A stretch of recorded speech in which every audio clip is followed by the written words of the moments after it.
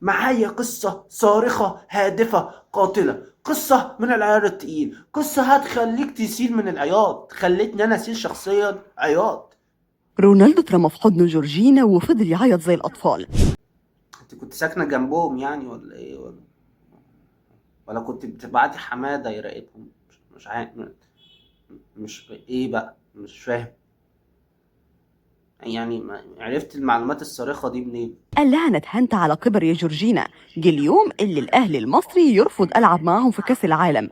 أنا حاسس إني ثانية بس يا ولية، مين ده مين ده ثانية ثانية واحدة بس. مين اللي عيط بقى عشان ما لعبش في الأهلي؟ رونالدو؟ رونالدو بتاعنا ولا رونالدو مين؟ يعني مين بقى؟ مقهور وهيجرى لي حاجة. رونالدو بكى في حياته تقريبا 3 أو 4 مرات، ودي كانت مرة منهم. ايوه، انت ايه بقى يعني؟ كنت بتعدهم له يعني؟ كانت دي ضرايب يعني؟ كان بيتعدوا يعني؟ انا مش عارف يعني. راح قال لك استني عيط لي عياطه، فكانت عنوته يعني؟ دي كانت عنوته يعني كانت عنوته. مش فاهم يعني ايه ده رونالدو نفسه مش عارف اللي هو عيط 3 4 مرات. انا اول مره اشوف حد بيعد لحد العياط يعني. انا مش عارف انت ايه ده. لما تركي آل الشيخ قال له هوديك إعارة من النصر للأهلي المصري تلعب كأس العالم للأندية. مين اللي قال له؟ ايوه، مين اللي قال له يعني؟ مين اللي قال له؟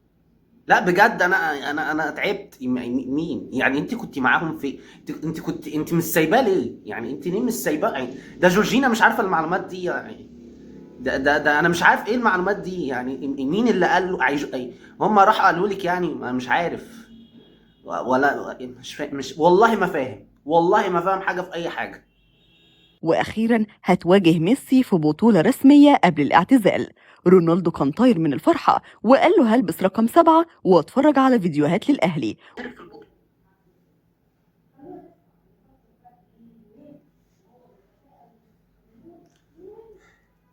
يقعد بقى يتعلم من حسن الشحات بقى، يقعد هو طب وقال بقى لو ما لبست 7 هيعيط بقى؟ يقول لهم لا والنبي انا يعني. انت بتجيبي المعلومات الصحيحة؟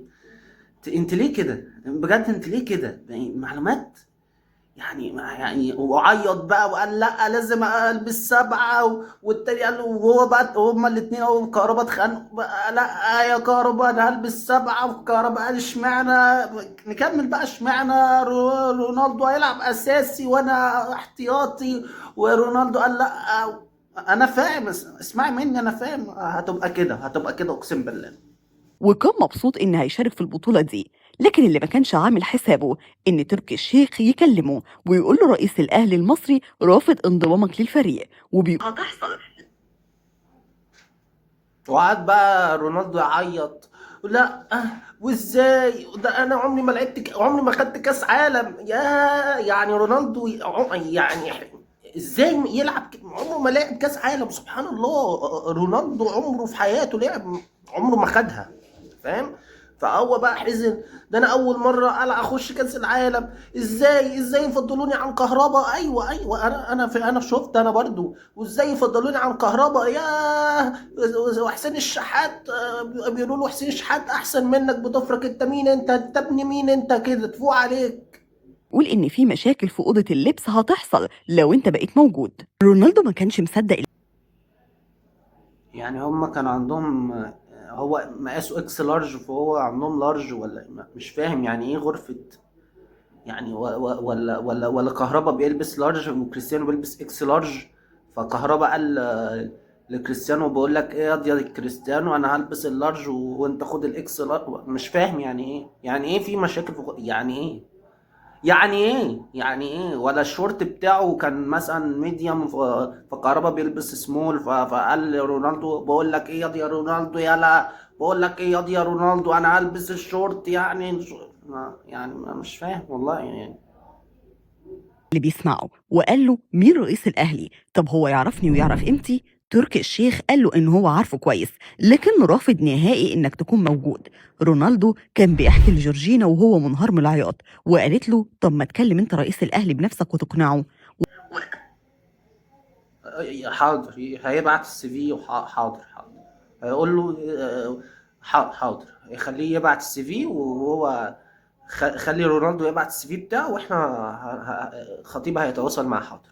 حاضر عيني، حاضر ان شاء الله، ان شاء الله، لو هو كفاءة وهو خبرة ان شاء الله يلعب معانا، حاضر مفيش مشكلة. وقتها رونالدو قال لها كلمته ولقيته راجل عنيد جدا وما يغيرش كلمته. كان نفسي يا جورجينا اعتزل.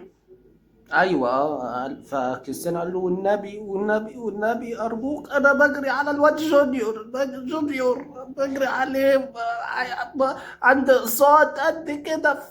فالخطيب قال له انا اعمل ايه؟ انت مش كواليفايد. قال له والله بص اعمل انا ايه؟ وعندي البت رحمه عندي اقساط، ابوس ايدك اي حاجه. ايوه كانت قصة تصعب على الكافر فعلا. والخطيب قال له لا، انت مش هينفع.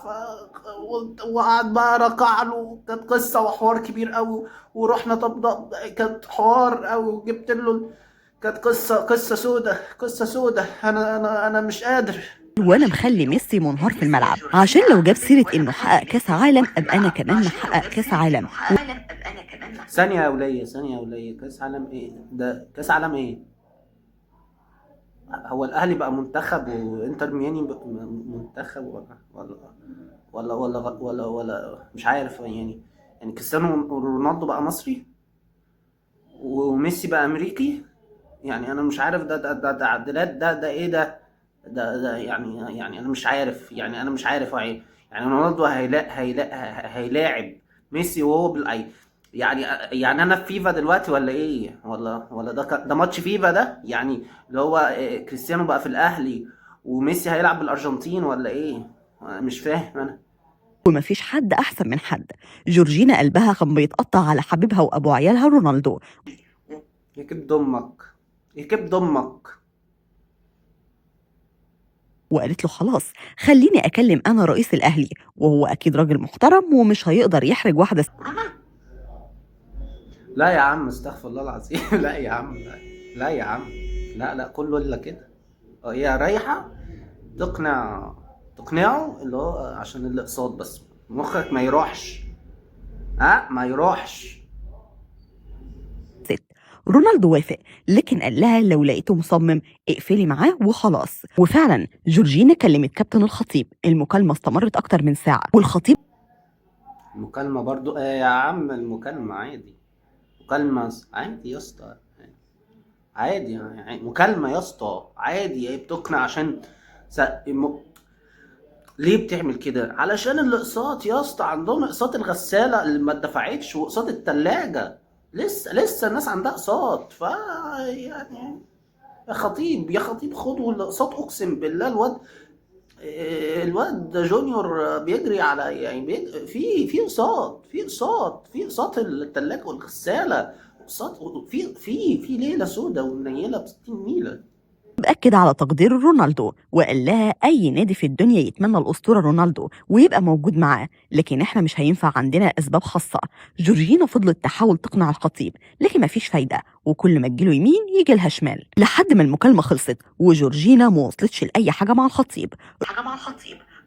روحي له الشقة، يعني روحي له الشقة اشربي معاه الشاي، روحي له الشقة اشربي معاه الشاي والقهوة والدنيا هتظبط. الحاجات دي لازم ان احنا نروح، اسمعي مني، الحاجات دي لازم ان احنا نروح.